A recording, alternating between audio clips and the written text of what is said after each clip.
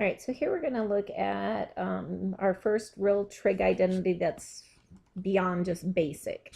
And first of all, you have to realize there is no distributive property over the function. I mean, this is the input. You would have to, order of operations, you would have to add first and then shove it into the cosine function. So, I mean, if I have like cosine of x and then sine of x plus cosine of x, I mean, I could distribute that function to those and get cosine x sine x plus cosine squared of x. That's totally fine. But I can't distribute over the input. That does not make sense at all. So, for example, you know, if you have the square root of 16 plus 9, order of operations, you would add, take the square root of the 25, which is 5. You can't distribute that square root and say, well, I'm just going to take the square root of 16 and add the square root of 9 and do that. You can't do that with functions. That doesn't work. This is what, 4 plus 3? Yeah, definitely not equal to 7. So you have to think of that as you can distribute a function to other functions, but you can't distribute that over your input. That doesn't make sense. So for example, if you really, you know, don't believe me, which it's always good to question, we're going to show that, I mean, that doesn't equal the cosine of 30 degrees plus the cosine of 60 degrees. Sorry, I'm running out of space there.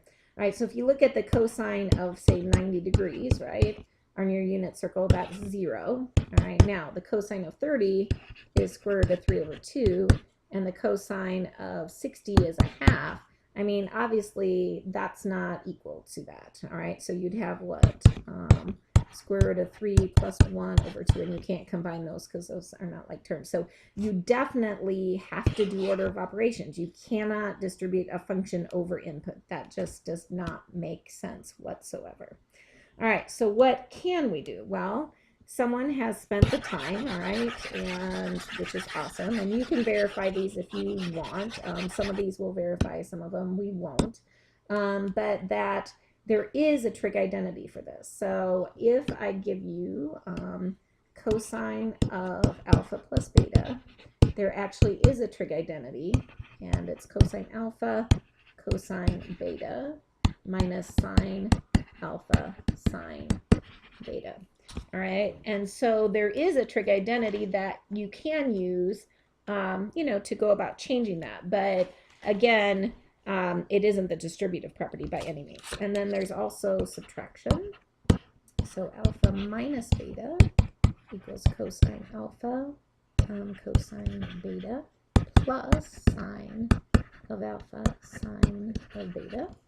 All right, and then obviously there's the same thing for sine, and I'm not sure where I put that in my notes, but it's somewhere. All right, so for sine of alpha and beta, cosine of alpha plus beta. So you can kind of see how you get that either cosine, cosine, sine, sine, or cosine, sine, sine, cosine thing going on these. So anytime you see these, you should expect to have, you know, cosine, cosine, or sine, sine, or a little bit of both.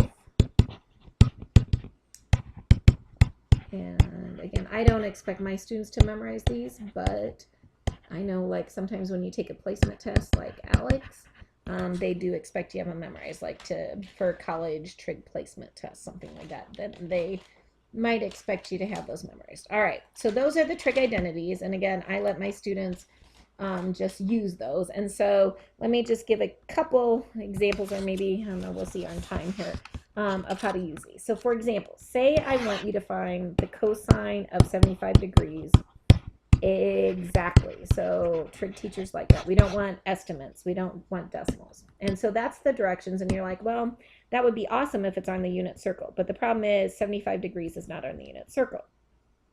So then you can use one of these trig identities to help you out. So then it's like, oh, well, 75 might not be, but guess what? 45 and 30 are. And they add up to 75. So that's a sum, and the awesome thing is that those are both on the unit circle. So if you draw your unit circle, you're like, oh, here's my 30, here's my 45. This is square root of 2 over 2, square root of 2 over 2. And this guy's what? Over square root of 3 over 2, and up half.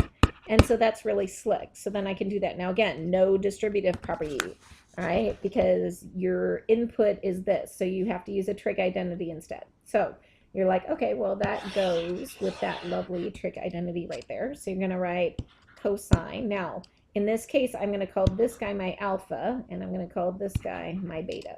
All right, so I have cosine of 45 degrees, that's my alpha, cosine of beta, which is my 30 degrees, minus, and then I get sine of alpha, which is my 45 degrees, and then sine of beta, which is my 30 degree. All right, so then I just go, now remember, sine, cosine, tangent eat up angles, and they spit out ratios. So all of these values, they have to spit out the ratio. And once they spit out the ratio, the cosine is gone and the sines are gone.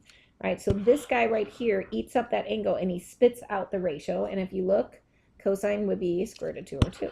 So that's the ratio he spits out, and it's done. That function has done its job. Cosine of 30 degrees, again, you can see it over here, square root of 3 over 2, spits out a ratio, that function's done. Minus sine of 45, that guy spit out the ratio, he's done, and sine of 30 is right there, is half, spits out the ratio, it's done. So at this point, it's just, you know, fraction work, basically. Radicals go with radicals, I get the square root of 6, and multiply, I get 4, minus the square root of 2 over 4. I have a common denominator, so I can combine these into one thing, square root of 6 minus square root of 2, all over 4. Now, these are not like terms, so I can put them all over my common denominator, but I can't combine them anymore. Again, I don't want a decimal, I want an exact answer. So the cool thing is with these trig identities is now I can get an exact answer for a lot of values that aren't on the unit circle, but I can force them to be a combination of two things that are on the unit circle, and then I can get my answer.